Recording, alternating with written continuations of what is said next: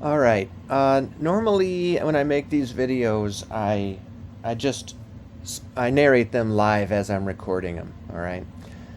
For this one, for whatever reason, I didn't feel like narrating at the beginning, and so I got to do this voiceover part. Right. So I'm recording this now, a couple days after I recorded this video.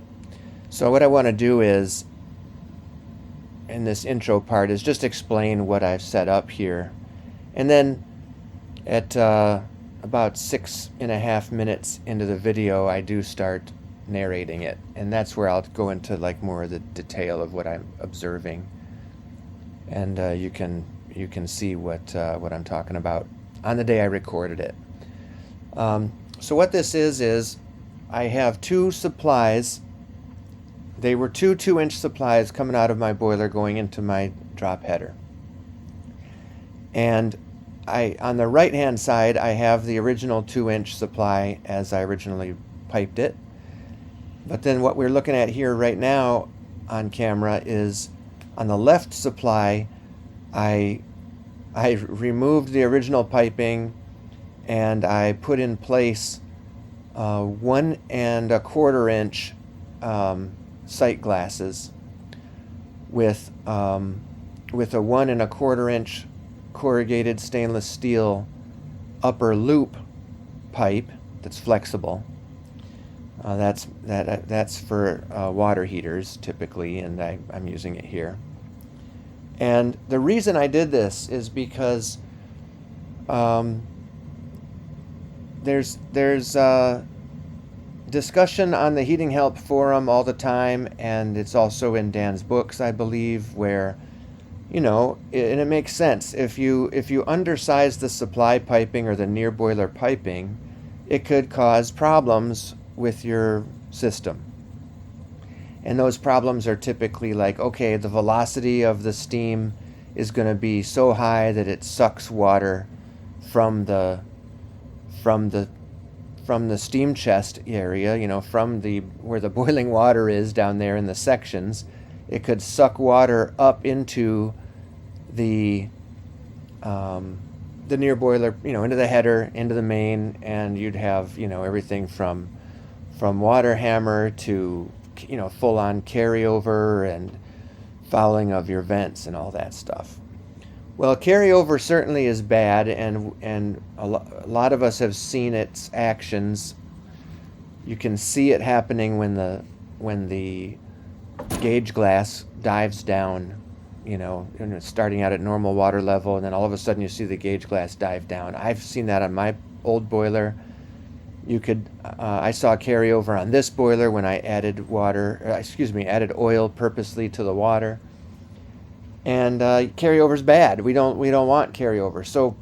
So everybody on the forums, and like I said, Dan's books have said, if you've got poorly piped boiler, that's problematic. And I believed this.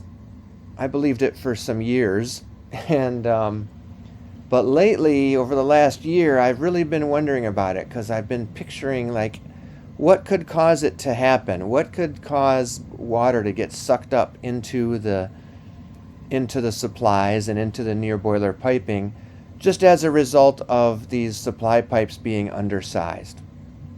And I started to think maybe it wasn't the case. So that's when I get a feeling like that, and then if I can do an experiment on my boiler, that's usually what I start thinking about doing. And I've been working on getting these pipes and these smaller sight glasses installed for some months. I put it off during the summer because I have a hard time working on my boiler in the summer. And I got into it again here when my boiler started running this autumn, this winter. So that's what I did. So that's what the situation here is. And I'll let myself take over again on the narration. But basically, I'll give you the summary right now, and you can see what I find in the actual video. But I think the idea that an undersized near boiler piping causes carryover, I find that to be false. I think if there is carryover happening due to bad water, due to oil in the water, or due to excess junk in the water, like how we saw in my last video, then yeah, that could be exacerbated by these high velocities in the near boiler piping. And you can see that condensate is sitting there getting held in place right there on that little lip that's formed by the gasket of the sight glass. But it's not causing a lot of real big problems. Everything's working great. My boiler right here, running completely through this 1.25" supply, it's doing just fine. There's no banging, there's no carryover, there's no problem. All the radiators are getting hot. So, all right, I'm going to cut it here and go back to the video as I recorded it and narrated it a couple days ago. Thank you. So, all this condensate is what formed on the walls of this pipe. It's very thin walled stainless steel. And on the walls of the glass and drained down here. This section here is a little bit constrained. It's thinner than the glass part. So when only this one is letting steam through, this one's closed. When only this one is letting steam through, the velocity is enough, especially through this constricted part. The velocity is enough that it splashes the water back up. Now I think some water is perhaps making it back down. Doesn't really seem to be though. You can see here, we'd see it running down if it was running down. It's just occasional droplets that form here are running down. So where does this water go? All this condensate happens here. This is plenty hot. This is radiating heat off of it right now. So steam is condensing in here. And it's running down here and it's splashing, but why is it not stacking up more? Because the steam that's flowing through re-evaporates that condensate and carries it as steam around through the rest of the system.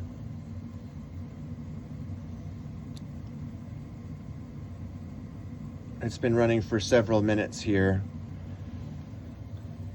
Water is definitely, liquid water is definitely it's condensing into liquid water here. It's showing up here, but this amount isn't really changing. This amount I can't measure it, of course. I can just look at it. But this amount, it's not flooding it and causing it to get heaved. If there was more water adding up here, it would be getting thrown up in there. And again, we can see when it's constricted onto the small supply, running at 3.5 inches of water column. All right. Cycle guard kicked in, so we can see what happens here when it turns off. The water now is going to run down. I think it's going to go glug, glug, glug, and it's going to just, some of it, there it goes. You saw some of it run down. There it goes, it's fallen down. So when the steam is going through this 1.25" side, there's enough velocity here that it holds some of the water bouncing here. And this boiler by the manufacturer is rated to have a single 2-inch supply. It's 2 sizes lower than that. It's an 1.25" here. This is 1.25".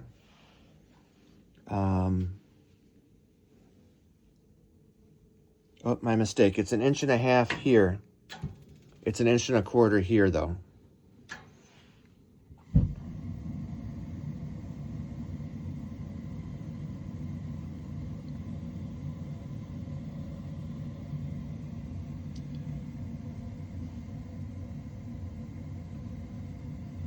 All right, the cycle guard finished up its test. The boiler kicked back on.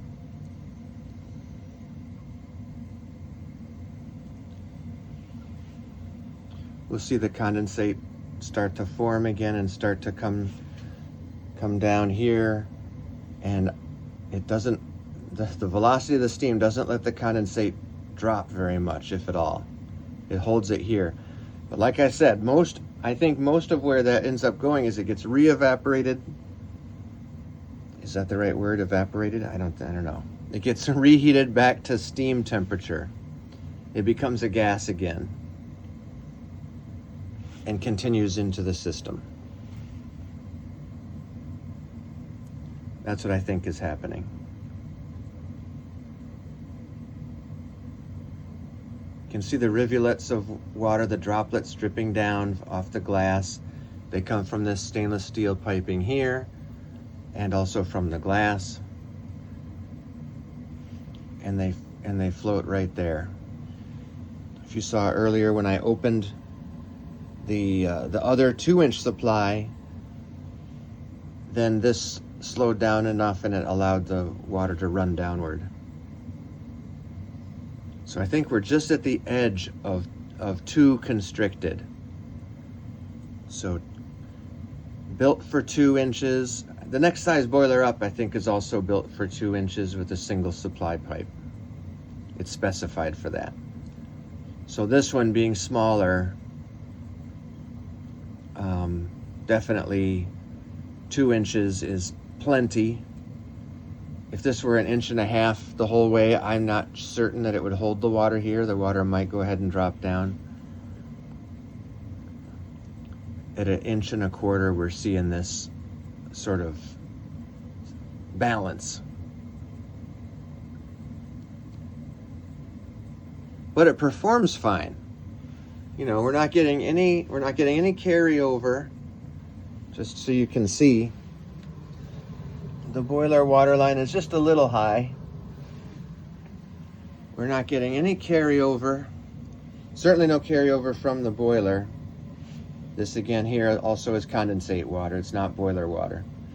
So this is all, there's nothing happening here, just steam is flowing.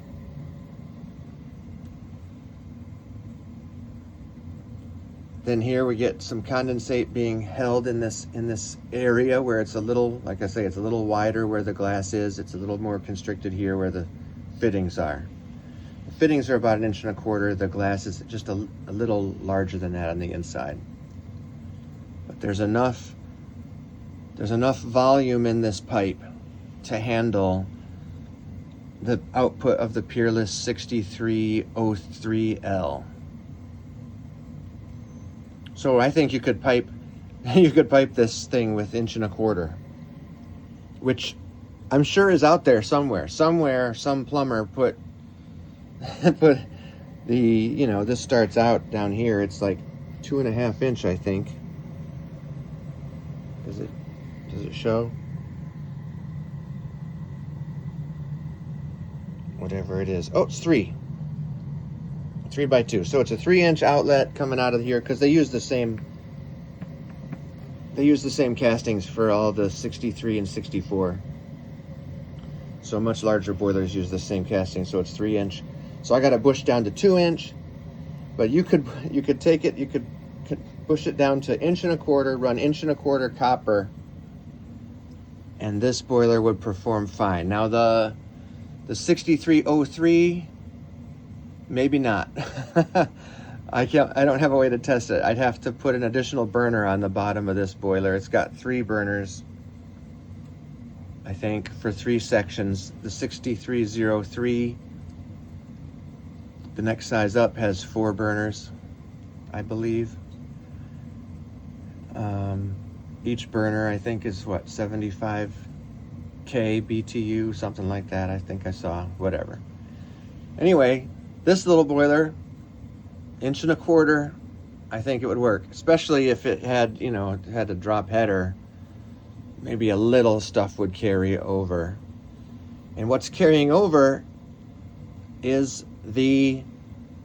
just the condensate that's formed here. So if you insulated all this pipe, you would have very little condensate forming here, a lot less than here. Here it's wide open, right? This is all a radiator, especially this corrugated stainless steel. It's very thin, and it's got all this surface area, so it's radiating a lot of heat, and that's what it's doing.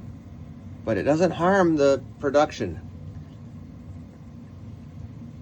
Wet steam, is this wet steam? You know, is it wet steam down here in the boiler, like right here? Is it wet steam when it's tons of boiling water creating the steam?